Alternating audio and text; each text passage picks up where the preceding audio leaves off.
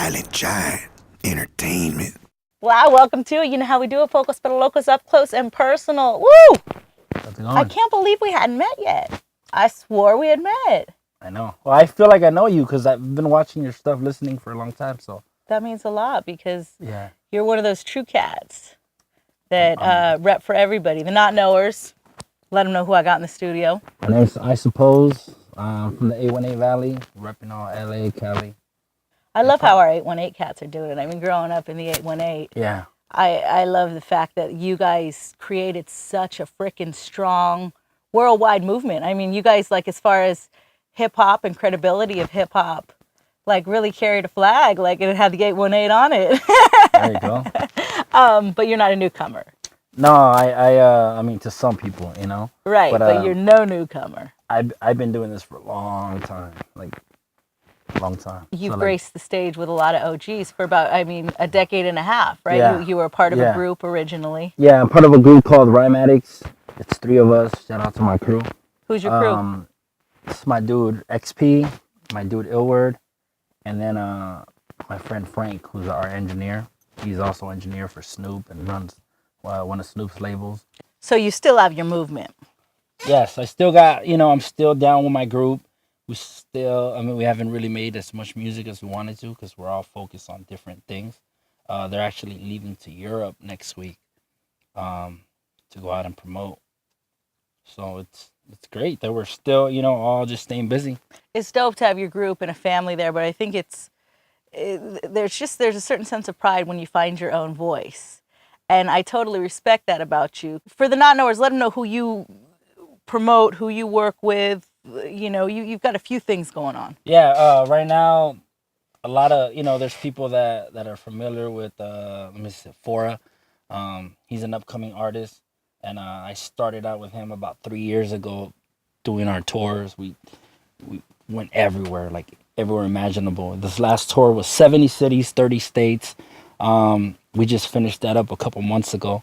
But working with him, I was able to kind of have enough time and different opportunities where I was like, hey, maybe I should focus on my solo music as a solo artist, because I was just a tour manager doing all the management, all the behind the scenes stuff.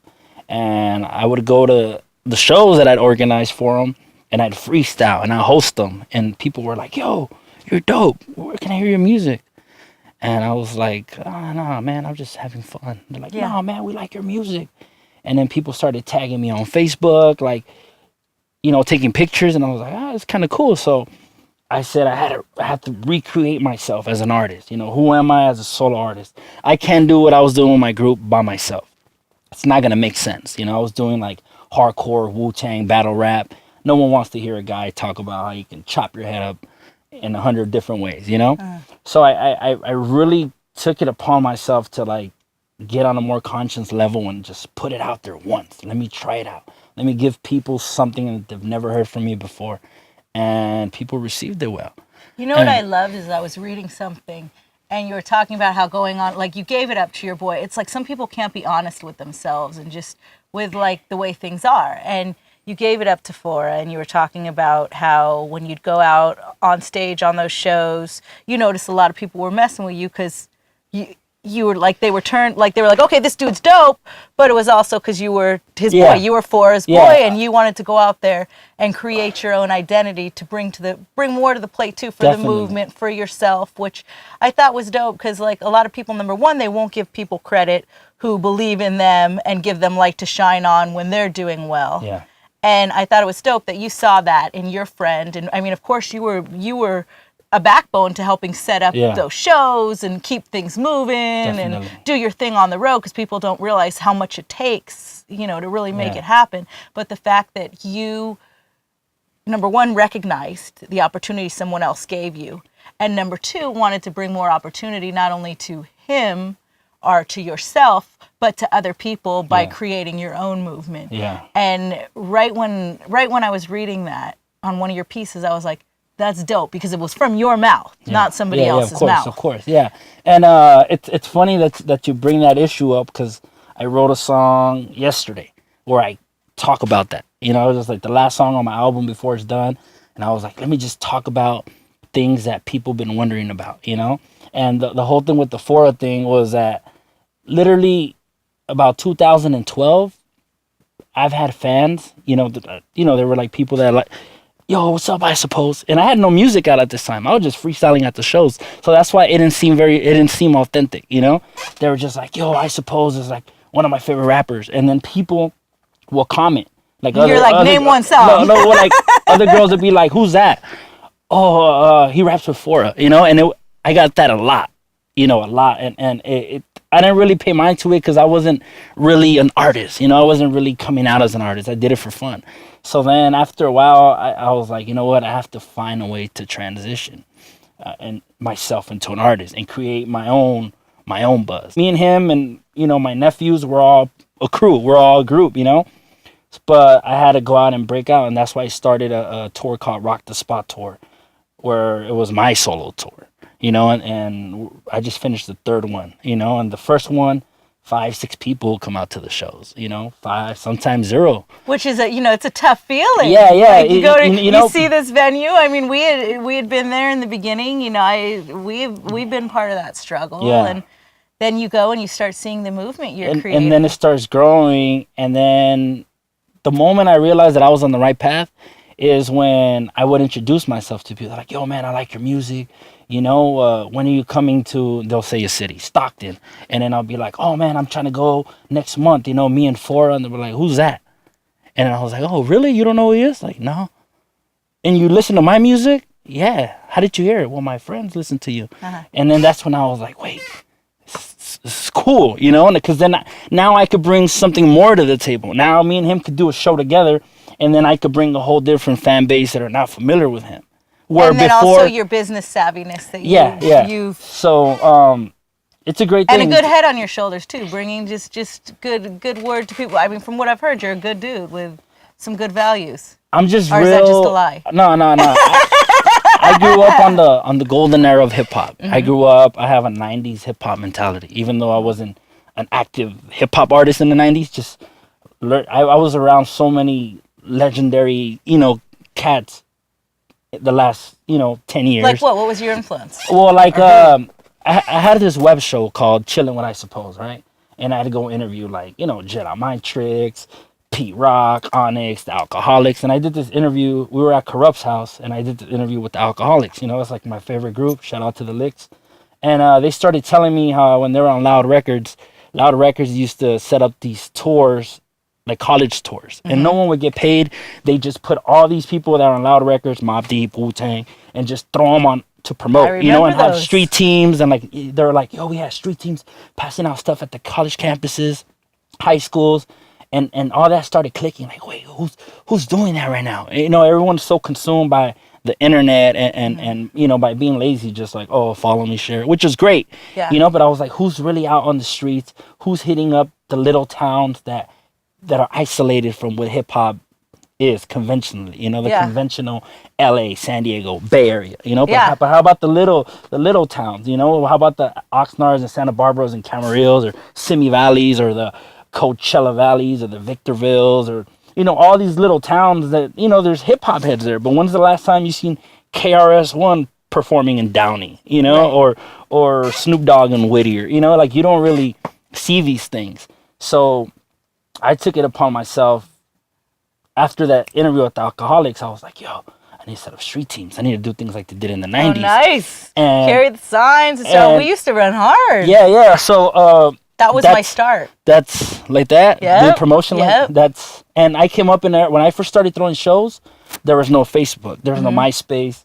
It was, we'd draw out the flyers, Xerox them, and pass them out. Yo, we have a show, and even in the early 2000s, you were able to promote a show with no headliner, and people come out. Yeah. Yo, we're having an open mic freestyle battle. 400 people show up. Yeah. That was a beautiful thing that kind of got lost somewhere, you know? Yeah. And so right now, I'm back to the streets. I mean, I go out to promote places. I do meet and greets almost every day.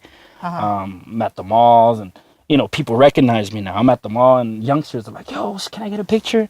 And then, so you're doing both steps. You're doing the old school step and the new school and viral the modern step. And sometimes it makes me laugh too with like the viral stuff when you'll have some cats that you know, it's like, oh, why do they look for it? Like if you know your music sounds like somebody or something. And so you'll tag that somebody or something. Like to me, that's what the smart cats do. Yeah. Because that's what we do when we would give out flyers. It's not like we would be setting up our own show necessarily, but we would go out to the Woo Show and hit because that's like the shit we were promoting. Yeah. Hit every single person leaving that. And so it's like, this isn't new. It's just a new form, a new way to deliver it. So what you're saying is that you feel like this movement really is driven off of, because it's the cats who have respect for that old school hip hop hustle, plus they've got the new generation cyber banger. And bring it together. And it's just some people, and then you also want to build authentic relationships with people, you know? There's a lot of people that have millions of views on YouTube, you know, and they have the nice HD videos, but then you go to their shows and they can't bring but 2 of their homies to a crowd, you know? So it's like, yeah, your digital game looks nice, but what are you really doing? What impact are you making? And like, do the streets support you? What's your heritage in the movement? Oh, yeah.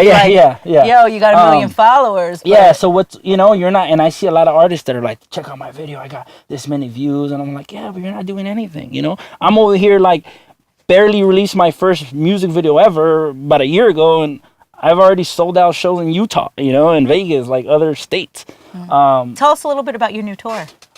So I just finished this tour called the Rock the Spot Tour. It's actually done next week. And then 2 weeks after that, I'm starting the Truth Tour, which is Truth is the name of my album. I also have a book coming out. That's something that not a lot of people know.